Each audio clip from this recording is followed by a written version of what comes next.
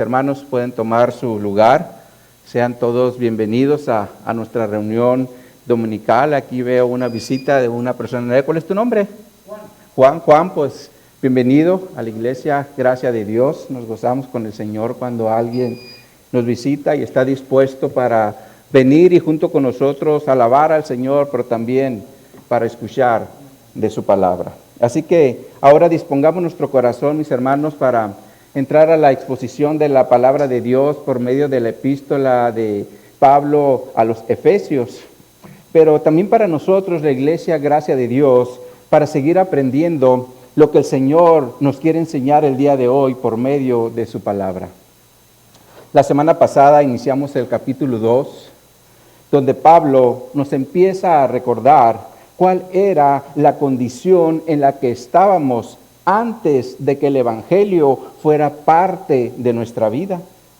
Porque la realidad es que sin Cristo, la condición del ser humano es de muerte espiritual, derivado a que viven sus delitos y pecados, y por lo tanto su mente está adoctrinada a la corriente de este mundo conforme a la potestad del príncipe de los aires, es decir, bajo el dominio de Satanás, el cual opera invisiblemente para manipular a la humanidad y sean parte de su reinado, pero también para que vivan como sus hijos en desobediencia a los mandamientos de Dios como Él lo hace.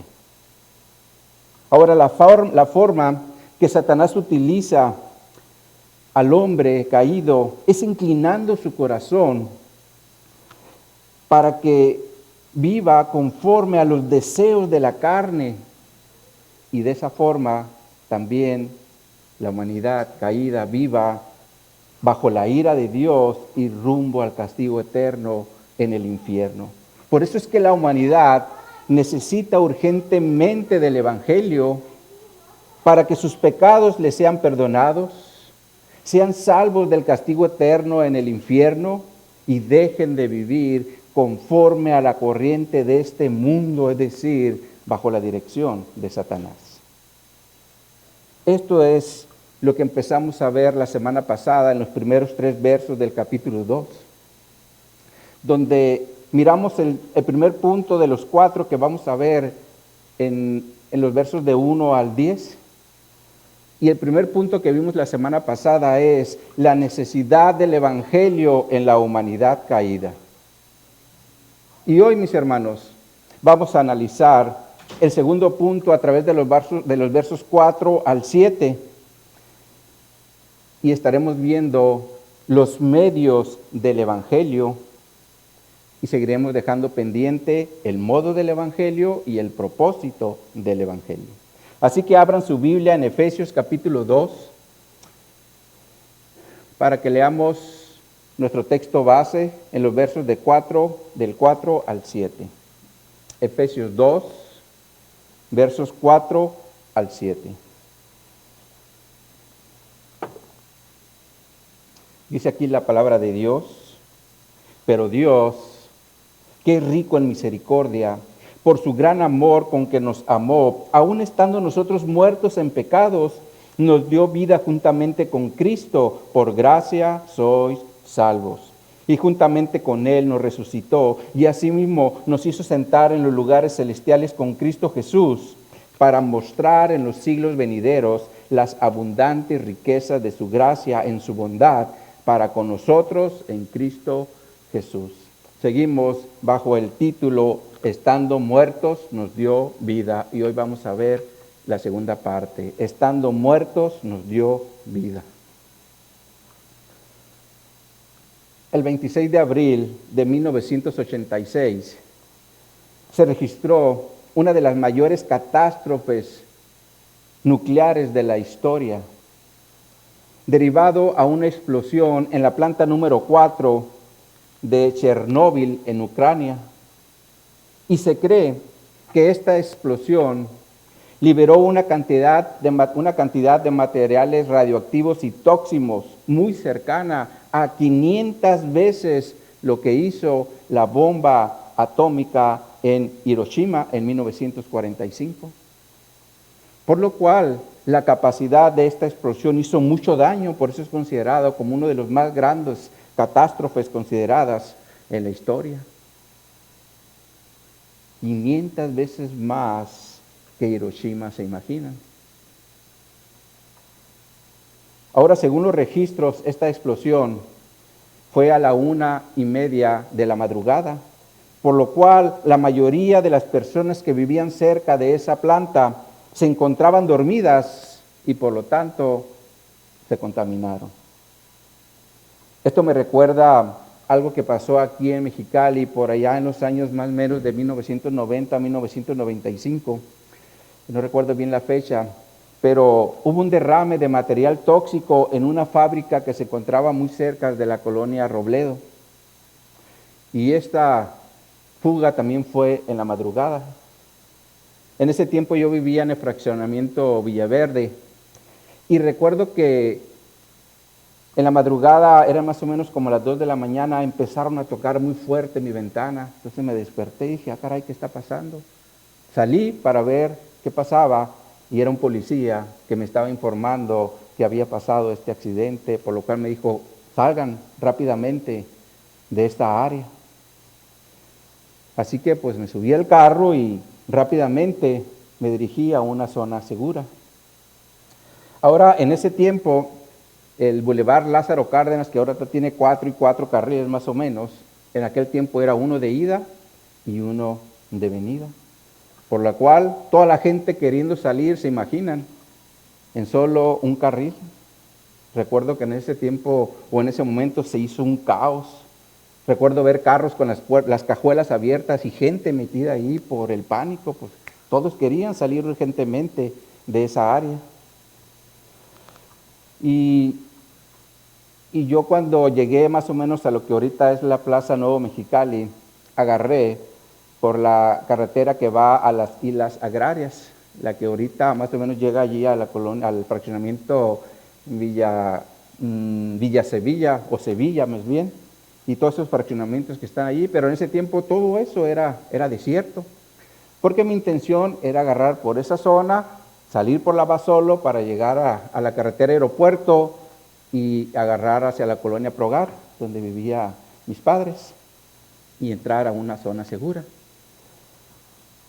Pero recuerdo que antes de llegar allí a la Basolo, como todo era desierto, había muchas casas de campaña.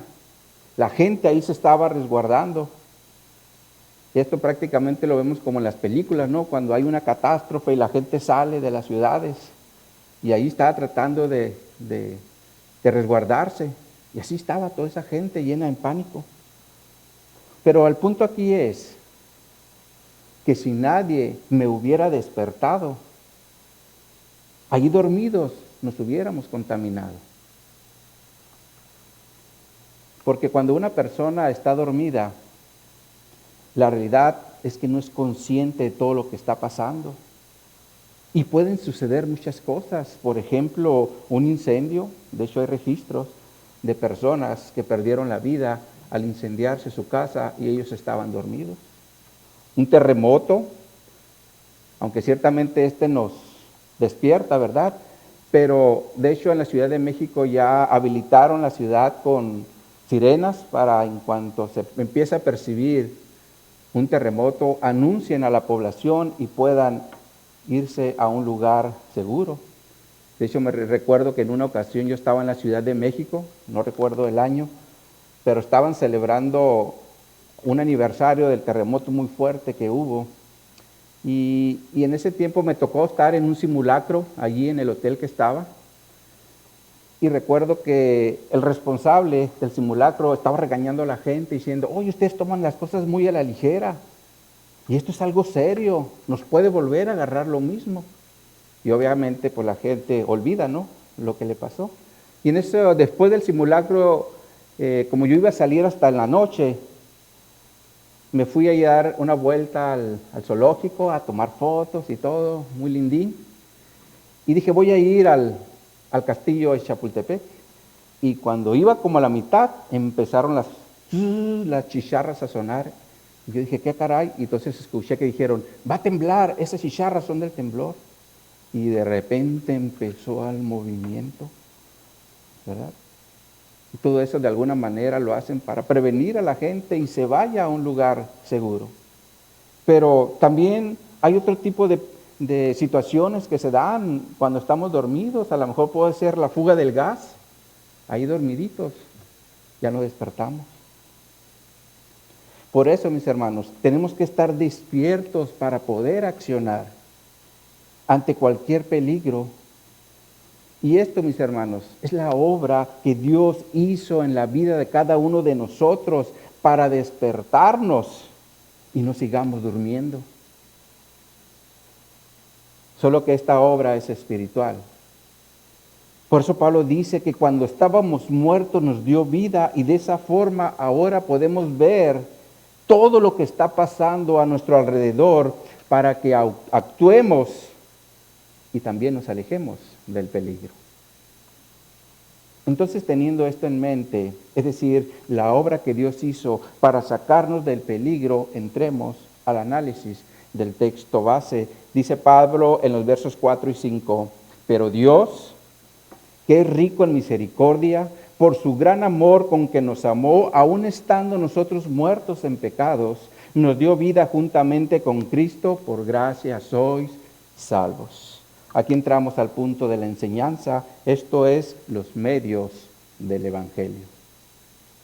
Ahora, si ustedes observan en este verso 4, encontramos al menos dos medios que Dios utilizó para darnos vida. Estos son su misericordia y su gran amor.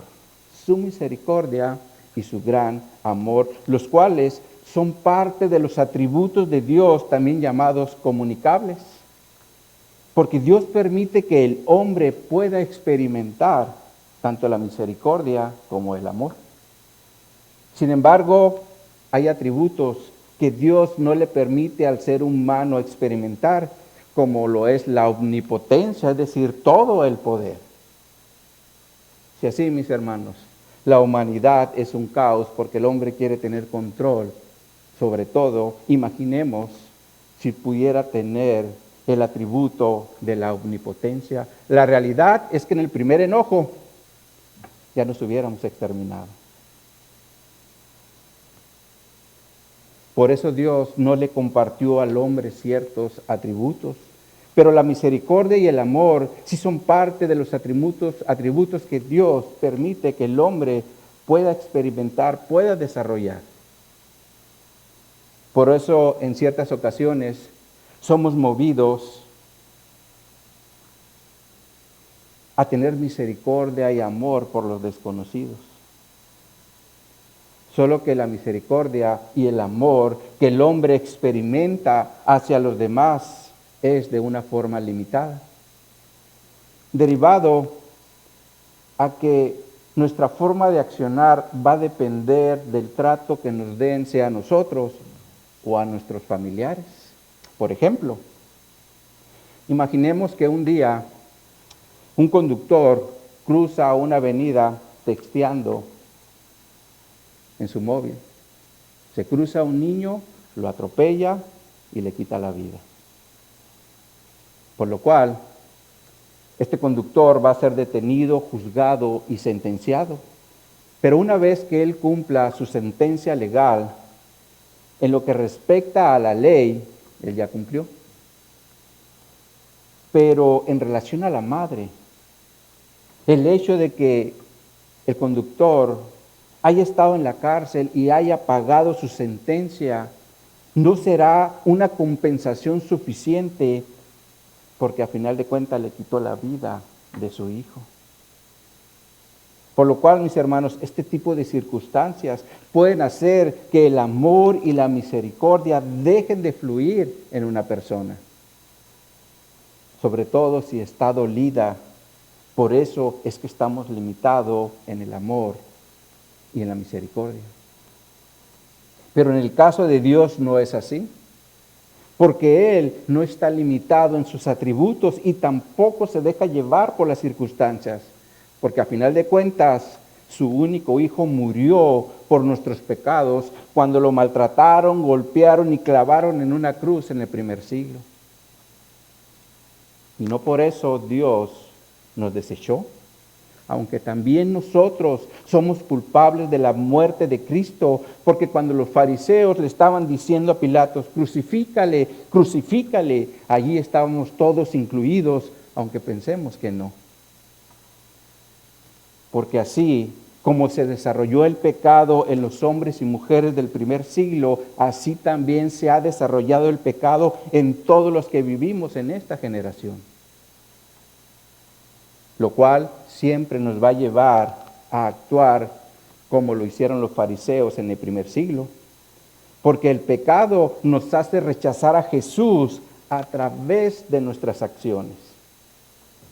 Ahora, mucha gente dice que no rechazan a Jesús. Es más, dicen que Jesús es su Señor y Salvador, pero con sus acciones demuestran todo lo contrario, incluso también dentro de la iglesia, como pasaba en los tiempos del profeta Malaquías.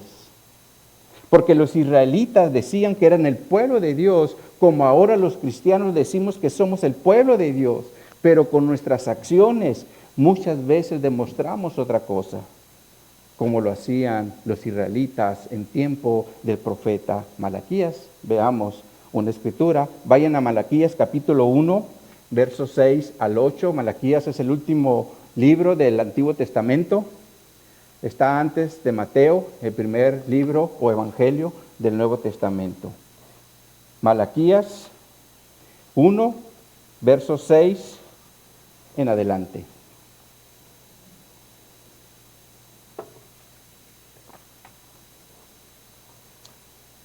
Dice aquí la palabra de Dios, Malaquías 1:6.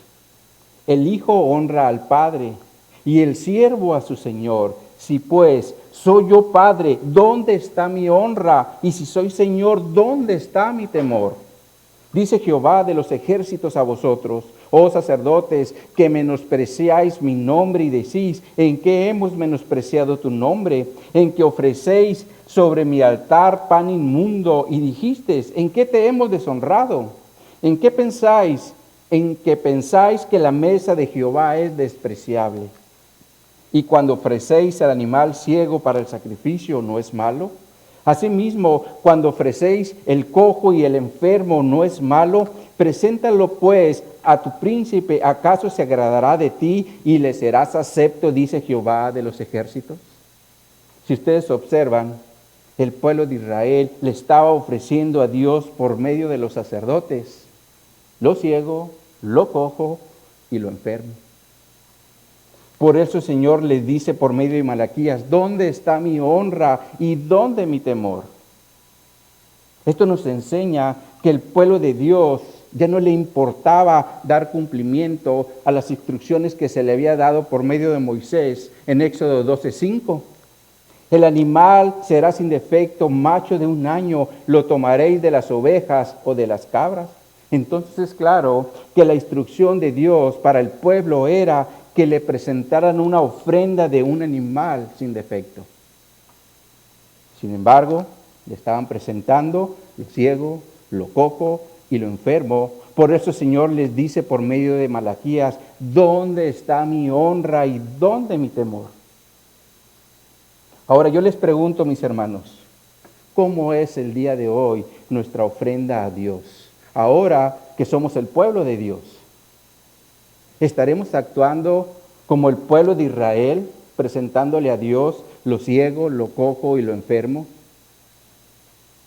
¿Cómo son nuestras acciones ahora que somos el pueblo de Dios? Por ejemplo, cuando venimos a la iglesia, ¿nos preocupamos por llegar temprano a adorar y glorificar el nombre de Dios? ¿O solo nos importa hacer acto de presencia? En nuestro tiempo libre, ¿nos preocupamos realmente por leer su palabra y meditarla para obedecerla? ¿Dedicamos tiempo para orar, tanto en lo personal como en lo congregacional? ¿Estamos poniendo al servicio de Dios el don que Él ya nos dio para edificar a su iglesia? ¿Somos testigos fieles de Jesucristo predicando su reino a los perdidos? ¿Cómo son nuestras acciones ahora que somos el pueblo de Dios? Mis hermanos, el Dios de Israel es el mismo Dios que nos dio vida. para que dejemos de estar muertos en nuestros delitos y pecados y de esa forma le honremos y le glorifiquemos con todo lo que hagamos en este mundo caído. Cuidado, mis hermanos, con estarle ofreciendo a nuestro Dios lo ciego, lo cojo y lo enfermo, como lo estaban haciendo los israelitas, demostrando con esto falta de respeto y temor a Dios. Definitivamente, mis hermanos, por la misericordia de Dios no hemos sido destruidos, derivado a que Él no cambia, como le dijo al pueblo de Israel por medio de Malaquías, en Malaquías 3:6. Porque yo, Jehová, no cambio, por esto, hijos de Jacob, no habéis sido consumidos. Esto también nos enseña que si nosotros somos infieles, Él permanecerá fiel hasta terminar la obra que inició en cada uno de nosotros. Los que ahora pertenecemos a la iglesia de Jesucristo, sin embargo, esto nunca nos dará permiso para hacer lo que se nos venga en gana. Así que no abusemos de la misericordia de Dios, la cual es uno de los medios que ahora tenemos en el Evangelio. Ahora, la misericordia de Dios también se manifestó por medio de Jesucristo. Esto lo vemos cuando Zacarías, el padre de Juan el Bautista, recuperó el habla, derivado a que cuando él estaba ofreciendo el incienso, ahí en el santuario, se le apareció el ángel Gabriel para decirle que el Señor había escuchado sus oraciones, porque ellos querían ser padres, pero no podían serlo. Sin embargo, Dios les mandó decir que ellos iban a tener un hijo, el cual iría con el espíritu de Elías para preparar el camino del Señor. Y como Zacarías dudó cuando se le dio esta enseñanza, el ángel le dijo, te vas a quedar mudo hasta que el niño nazca. Y cuando el niño nació, el Espíritu Santo vino sobre Zacarías y profetizó de la misericordia de Dios. Veamos esto en el Evangelio de Lucas, en el capítulo 1, verso 67 en adelante. Lucas 1, 67 en adelante.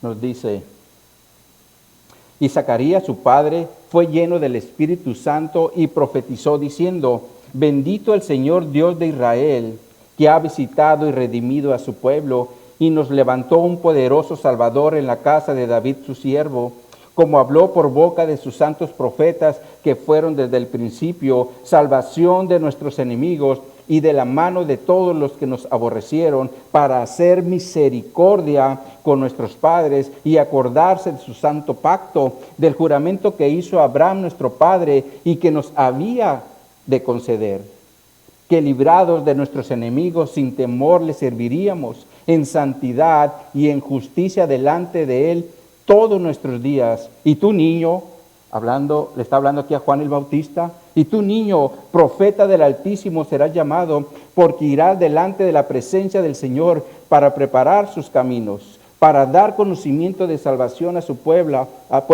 para perdón de sus pecados, por la entrañable, ¿qué dice, mis hermanos?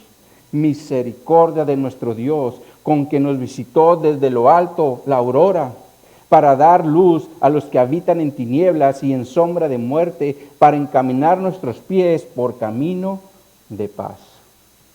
La entrañable misericordia que Lucas está haciendo mención en el verso 79 es que su Hijo Jesucristo vino a esta tierra para sacarnos de las tinieblas y de sombra de muerte, para que nuestros pies ahora caminen por camino de paz, esto es, la paz del Evangelio. Ahora la misericordia de Dios también se manifestó por medio de las sanidades que Jesús hizo en su ministerio terrenal cuando miraba la fe de las personas. Por ejemplo, Mateo 9:27 nos habla de dos ciegos que se le acercaron al Señor. Dice esta escritura, pasando Jesús de ahí, le siguieron dos ciegos dando voces y diciendo, ten misericordia de nosotros, hijo de David.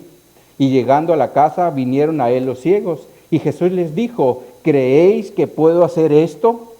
Ellos dijeron, sí, Señor. Entonces Les tocó los ojos diciendo, conforme a vuestra fe os sea hecho. Y los ojos de ellos fueron abiertos y Jesús les encargó rigurosamente diciendo, mirad que nadie lo sepa. Pero salidos ellos, divulgaron la fama de él por toda aquella tierra. Esto nos enseña cómo la misericordia de Dios se manifestó por medio de Jesucristo para dar sanidad a los enfermos que tenían fe. Por eso Jesús les dijo, conforme a vuestra fe sea hecho. Sin embargo, la misericordia de Dios no es para todos, como dice la Escritura en Romanos 9, 15 y 16.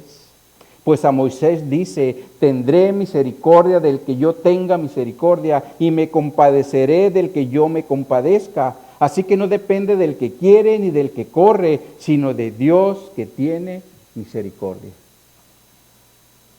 Por lo cual, si el día de hoy nosotros estamos aquí, mis hermanos, es por la pura misericordia de Dios.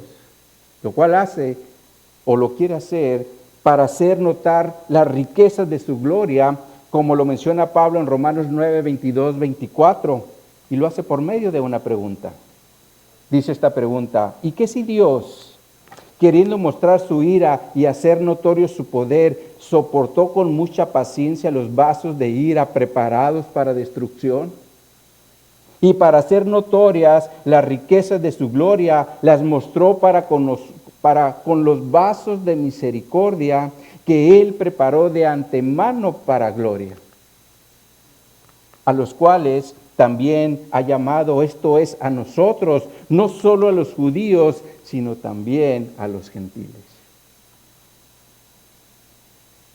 Esto nos enseña que nosotros, mis hermanos, somos esos vasos de misericordia que Dios preparó de antemano para su gloria.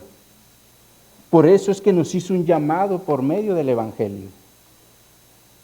Entonces, uno de los medios del Evangelio que Pablo nos está presentando en el texto base es la misericordia de Dios. Pero el segundo medio es su gran amor con el cual nos amó, como dice Pablo en la segunda parte del verso 4 del texto base. Ahora, la manifestación más grande que tenemos en la Escritura del gran amor con el cual Dios nos amó es el hecho de haber dado a su único Hijo para que muriera por nosotros. Como dice Pablo en Romanos 5:8, mas Dios muestra su amor para con nosotros en que siendo aún pecadores, Cristo murió por nosotros. Definitivamente, mis hermanos, esta es la más grande manifestación del amor de Dios para con nosotros los pecadores. Sin embargo, también es importante entender que este amor que Dios manifestó por medio de Jesucristo no es porque nosotros los gentiles o los judíos fueran algo. Veamos la advertencia que Dios le da al pueblo de Israel en Deuteronomio capítulo 7, versos 6 al 11. Vean en su Biblia. Deuteronomio capítulo 7, verso 6.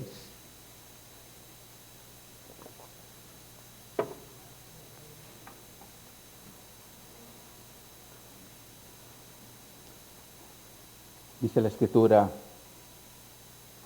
porque tú eres pueblo santo para Jehová tu Dios. Jehová tu Dios te ha escogido para hacerle un pueblo especial más que todos los pueblos que están sobre la tierra. Pero observen lo que dice el verso 7. No por ser vosotros más que todos los pueblos os ha querido Jehová y os ha escogido, pues vosotros erais el más insignificante de todos los pueblos, sino por cuanto Jehová os amó y quiso guardar el juramento que juró a vuestros padres, os ha sacado Jehová con mano poderosa y os ha rescatado de servidumbre de la mano de Faraón, rey de Egipto. Conoce pues que Jehová tu Dios es Dios fiel, es Dios fiel, que guarda el pacto y la misericordia al que le aman y guardan, a los que le aman y guardan sus mandamientos hasta 1000 generaciones, y que da el pago en persona al que aborrece, destruyéndolo, y no se demora con el que le odia, en persona le dará el pago. Guarda por tanto los mandamientos, estatutos y decretos que yo te mando hoy que cumplas. Entonces es claro que Dios escogió al pueblo de Israel no por el hecho de que ellos hubieran sido algo, porque dice la Escritura que eran los más insignificantes de los pueblos. Sin embargo, hoy la iglesia de Jesucristo está constituida por judíos y gentiles a los cuales Dios escogió para hacerle un pueblo especial sobre esta tierra. Y de igual forma no lo hizo porque fuéramos algo, sino porque Él nos amó sacándonos de las tinieblas para que guardemos sus mandamientos. Esa es ahora nuestra responsabilidad como iglesia delante de Dios, porque los que no guardan los mandamientos, vuelvan a leer lo que dice el verso 10, y que da el pago en persona al que aborrece, destruyéndolo, y no se demora con el que odia, en persona le dará el pago. Por eso el autor a los hebreos nos dice, horrenda cosa es caer en manos de un Dios vivo.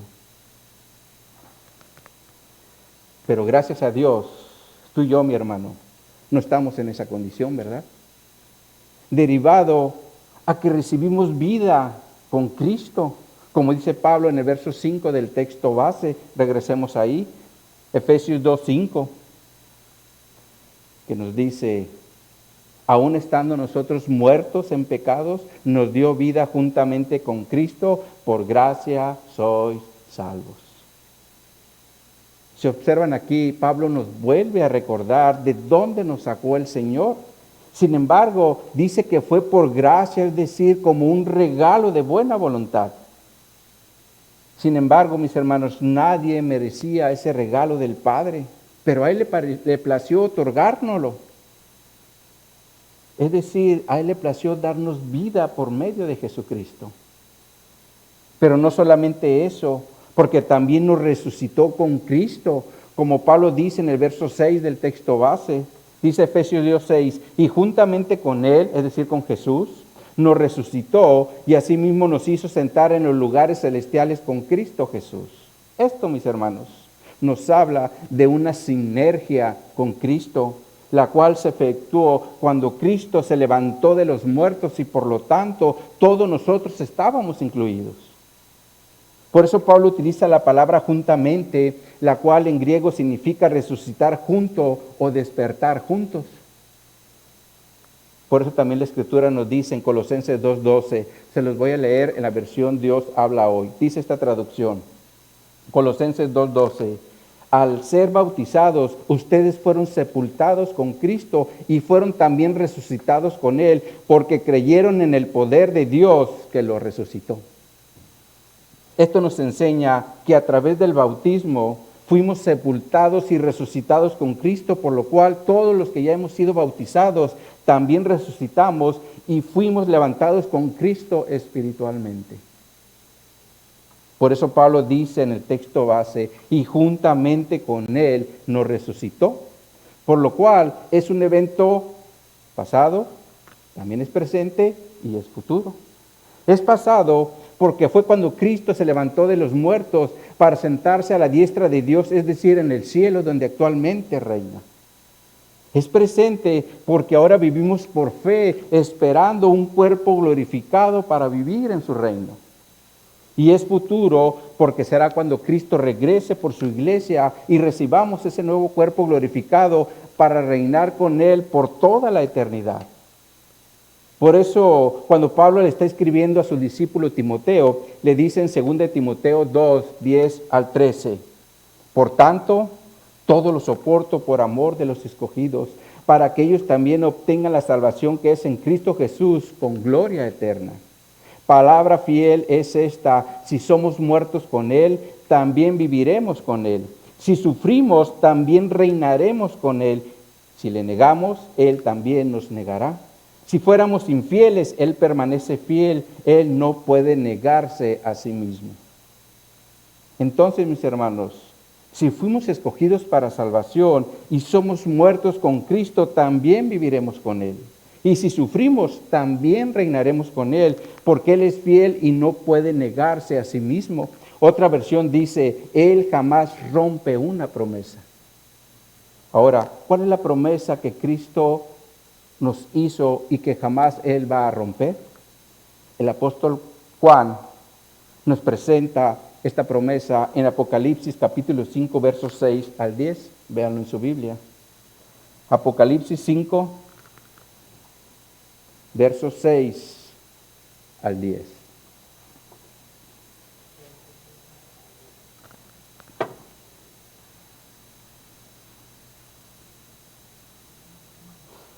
Dice aquí la escritura: y miré y vi que en medio del trono de los 4 seres vivientes y en medio de los ancianos estaba en pie un cordero como inmolado, que tenía 7 cuernos y 7 ojos, los cuales son los 7 espíritus de Dios enviados por toda la tierra. Y vino y tomó el libro de la mano derecha del que estaba sentado en el trono. Y cuando hubo tomado el libro, los 4 seres vivientes y los 24 ancianos se postraron delante del Cordero. Todos tenían arpas y copas de oro llenas de incienso, que son las oraciones de los santos. Y cantaban un nuevo cántico diciendo: digno eres de tomar el libro y de abrir sus sellos, porque tú fuiste inmolado y con tu sangre nos has redimido para Dios de todo linaje, lengua, pueblo y nación, y nos has hecho para nuestro Dios reyes y sacerdotes. ¿Y qué dice después? Y reinaremos sobre la tierra. Ahora, la Biblia Jerusalén Latinoamericana traduce el verso 10 de la siguiente forma. Dice esta traducción: y nos has hecho de ellos para nuestro Dios un reino de sacerdotes, y reinan sobre la tierra. Esta traducción habla de un reino actual. Por eso dice reinan, lo cual hasta cierto sentido es verdad. Porque cuando Cristo derramó su sangre en la cruz por nosotros, nos redimió y nos hizo reyes y sacerdotes, dice Juan. Y ahora Juan está utilizando la figura de una autoridad en la tierra. Por lo tanto, cuando Cristo nos hizo reyes y sacerdotes, nos dio autoridad para reinar sobre el pecado que antes nos tenía gobernado o nos gobernaba. Por ese motivo, ahora nuestro cuerpo ya no se deleita en el pecado, porque tenemos la autoridad de parte de Dios para poderlo vencer y reinar sobre él. Ahora, esto no significa que ya no vamos a estar pecando, porque la realidad es que seguiremos pecando de una o de otra forma, pero ya no nos deleitamos en el pecado. Esa es la gran diferencia. Porque Dios, mis hermanos, nos dio la capacidad por medio del Espíritu Santo para reinar sobre los delitos y pecados que antes nos tenían esclavizados. Por eso nos dio vida y de esa forma ahora podemos dar testimonio del Evangelio. Por ejemplo, si antes nos gustaban las bebidas embriagantes, hoy ya no nos gustan, porque ahora reinamos sobre el alcohol. Ya no nos domina. Si éramos irresponsables, hoy buscamos ser responsables. Y si antes llegábamos tarde a la iglesia, hoy, ¿qué tenemos que hacer, mis hermanos? Tenemos que llegar temprano a la iglesia, porque ahora lo podemos hacer. Porque el Espíritu Santo que está morando en nosotros nos ha dado la capacidad para hacerlo. Y de esa forma ya reinamos sobre la tierra para dar testimonio de lo que el Evangelio hace en nuestra vida. Por eso es importante que nosotros como iglesia no dejemos que el viejo hombre quiera seguir reinando sobre nuestra vida. Porque ahora todo lo debemos hacer para la gloria de Dios. Amén, mis hermanos. Entonces, retomando, Pablo dice que fuimos rescatados o levantados de los muertos juntamente con Cristo, y por lo tanto, dice en la segunda parte del verso 6, y asimismo nos hizo sentar en lugares celestiales con Cristo Jesús.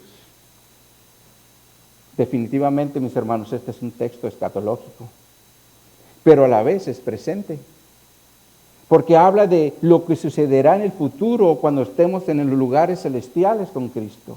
Pero también es presente porque Dios, por medio de Cristo, ya nos dio esa posición en la eternidad.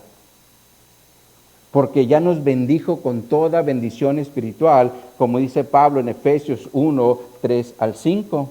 Bendito sea el Dios y Padre de nuestro Señor Jesucristo, que nos bendijo con toda bendición espiritual en los lugares celestiales en Cristo, según nos escogió en Él antes de la fundación del mundo, para que fuésemos santos y sin mancha delante de Él, en amor, habiéndonos predestinado para ser adoptados hijos suyos por medio de Jesucristo, según el puro afecto de su voluntad. Dios, mis hermanos, hizo esta obra desde antes que naciéramos. Pero hoy ya somos parte de esa obra. Por ese motivo, nuestra ciudadanía ya no es en la tierra, como dice la Escritura en Filipenses 3:20. Mas nuestra ciudadanía está en los cielos, de donde también esperamos al Salvador, al Señor Jesucristo. Qué importante es, mis hermanos, que nuestra mente no esté centrada en lo que nos ofrece este mundo, porque aquí todo perece, pero lo que recibamos allá será algo grandioso. Por eso también la Escritura nos dice en Colosenses 3, 1 y 2, si pues habéis resucitado con Cristo, buscad las cosas de arriba, donde está Cristo sentado a la diestra de Dios. Poned la mira en las cosas de arriba y no en las de la tierra, no en las de la tierra. Entonces, ¿dónde debe estar nuestra mente, mis hermanos? Nuestra mente, mis hermanos, debe de estar en las cosas de arriba y no en las de la tierra. Por eso también Jesús dijo en Juan 6:27, trabajad no por la comida que perece, sino por la comida que a vida eterna permanece, la cual el Hijo del Hombre os dará, porque a este señaló Dios el Padre. Qué importante es que nosotros como iglesia estemos trabajando por la comida que no perece, es decir, por la comida que a vida eterna nos lleva. Pero la pregunta es, hoy, ¿qué nos ocupa más? ¿Lo terrenal o lo celestial? ¿Qué nos ocupa más, mis hermanos? Aquí es importante que meditemos cómo estamos viviendo nuestro cristianismo el día de hoy. Porque el Señor, mis hermanos, nos hizo un llamado para mostrar a través de nosotros las abundantes riquezas de su gracia, como continúa diciendo Pablo en el verso 7 del texto base. Regresemos ahí. Efesios 2:7 nos dice, para mostrar en los siglos venideros las abundantes riquezas de su gracia en su bondad para con nosotros en Cristo Jesús. Esto significa que Dios tiene planes para cada uno de nosotros. Por eso nos dio vida y nos resucitó juntamente con Cristo para mostrar, dice Pablo. Esto quiere decir que Dios quiere hacer algo visible en la vida de cada uno de nosotros. Por ejemplo, en una ocasión escuché el testimonio de un hermano y decía que en una ocasión fue a comprar a la Costco carne para su restaurante. Y el momento que le estaban cobrando, él se dio cuenta que le cobraron de menos. Pero hizo como que no se dio cuenta. Pero en cuanto pasó la puerta de salida, el Espíritu Santo lo agarró y le hizo ver que no estaba bien lo que había hecho. Pero como ya era tarde y traía prisa, se fue. Pero al día siguiente, muy temprano, vino a hablar con el encargado y le expuso que le habían cobrado de menos, por lo cual él venía a pagar la diferencia. Y el encargado se quedó asombrado, porque por lo regular nadie se regresa a pagar lo que se le cobró de menos. Más bien regresan si es que se les cobró de más. Eso sí, rápidamente, me estás cobrando de más. Pero el hermano dijo que él regresaba porque él era cristiano y se había dado cuenta que estaba mal lo que había hecho. Entonces, a partir de ese momento, se hizo visible su fe en Cristo ante el encargado y también la forma de obrar de su fe. Esto es lo que Dios hace por medio del Espíritu Santo en todo cristiano, porque nos ayuda a ser personas diferentes. tanto en lo que hacemos como en lo que pensamos, y de esa forma ahora seamos visibles ante el mundo. Sin embargo, mis hermanos, es una obra que Dios constantemente está haciendo en cada uno de nosotros. Pero llegará un día cuando Dios termine esa buena obra en todos nosotros. Por eso Pablo después utiliza la palabra griega aión, la cual significa época o un periodo en la historia, cuando dice para mostrar en los siglos venideros. Definitivamente este es un periodo futuro, cuando Dios ponga a su iglesia como ejemplo de su riqueza, de su gracia y de su bondad, como dice la Nueva Traducción Viviente. Dice esta traducción, Efesios 2:7, de modo que en los tiempos futuros Dios puede ponernos como ejemplos de su increíble riqueza de la gracia y la bondad que nos tuvo, como se ve en todo lo que ha hecho por nosotros que estamos unidos a Cristo Jesús. Esto quiere decir que llegará un día cuando Dios, por medio de su iglesia, va a mostrar la increíble riqueza de su gracia, pero también la bondad que tuvo en cada uno de nosotros cuando nos unió a Cristo. Sin embargo, mis hermanos, no olvidemos que actualmente estamos en un campo de batalla, donde muchas veces caemos y nos levantamos y volvemos a pelear. Estos son tiempos donde estamos clamando a Dios para que nos fortalezca y podamos seguir adelante. Pero habrá batallas donde saldremos victoriosos, y esto hará que levantemos una acción de gracias a Dios por el gozo de la victoria. Sin embargo, llegará un día cuando esta batalla se acabe y todos saldremos victoriosos, porque Dios ya nos puso en victoria por medio de Cristo. Ahora, mis hermanos, si alguien de los que estamos aquí se siente de capa caída, como decimos, derrotado, es importante que siempre recordemos que no estamos solos, porque Dios está con nosotros aún cuando estamos ahí caídos. Porque Dios, mis hermanos, está utilizando todas esas derrotas para fortalecernos y para que sigamos luchando. Cada vez nos hace más fuertes. Sin embargo, llegará un día cuando la victoria de Cristo sea parte de nuestra vida y las luchas que hoy estamos pasando no serán nada comparadas con lo que nos espera en la eternidad, cuando estemos en el reino de Cristo con un cuerpo glorificado. Es decir, cuando Dios haga visible las abundantes riquezas de su gracia y su bondad para con nosotros, la iglesia de Cristo. Así que, mis hermanos, no nos desanimemos, sigamos luchando, porque nos esperan cosas maravillosas. Amén, mis hermanos. Aquí vamos a parar la enseñanza, y si Dios lo permite, la próxima semana estaremos analizando los puntos que nos restan, es decir, el modo del Evangelio y el propósito del Evangelio. Hoy vimos los medios del Evangelio. Así como conclusión al punto del día de hoy, que es los medios del Evangelio, en primer lugar tenemos la misericordia de Dios, la cual nos ayuda a no ser destruidos por nuestra infidelidad y por nuestra falta de compromiso con Dios.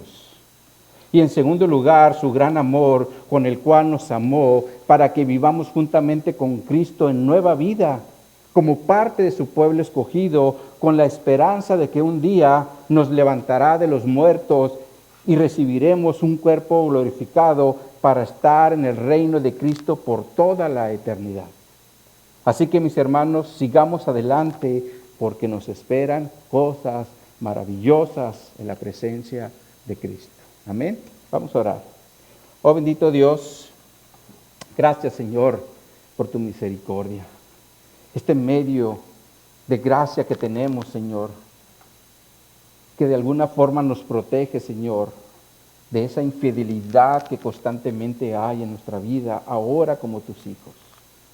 Oh Señor, te pedimos perdón, Señor, por todas aquellas faltas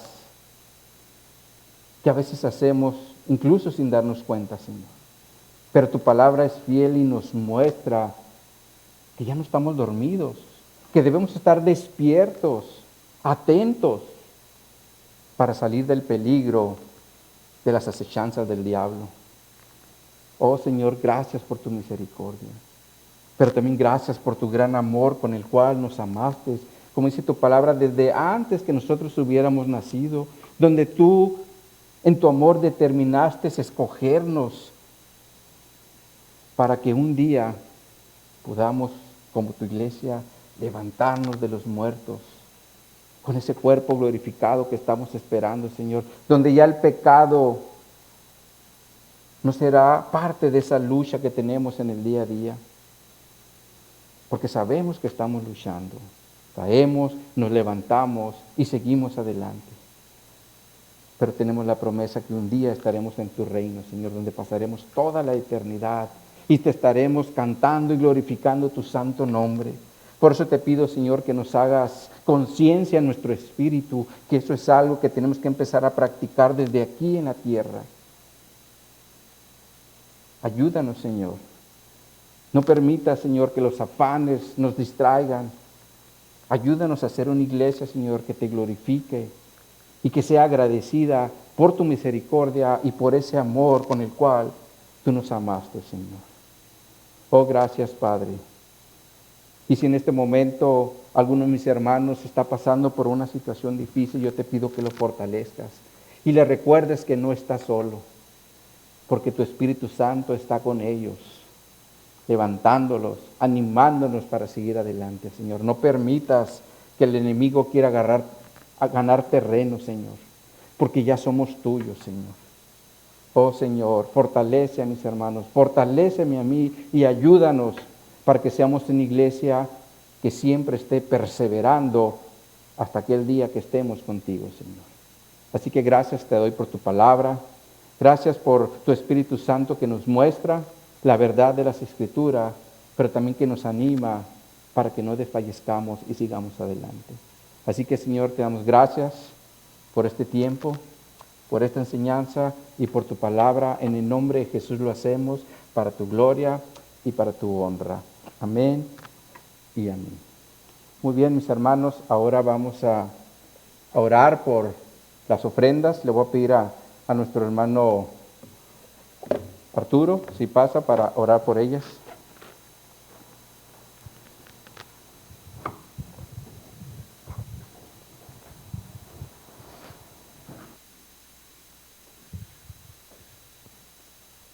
Santo Padre, te damos gracias, Señor, por este mensaje que tú nos has dado, Señor.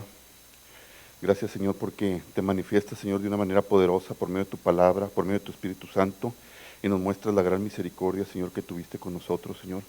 Como por medio del sacrificio de tu Hijo amado, Cristo Jesús, el Evangelio, Señor, pudo llegar a nuestras vidas, a nuestro corazón, Señor, y que en tu misericordia nos sacaste de este mundo, Señor, a vida nueva, Señor, la cual experimentamos día con día, y día con día, Señor, experimentamos, Señor, experimentamos de tu presencia por medio de nuestro Señor Jesucristo.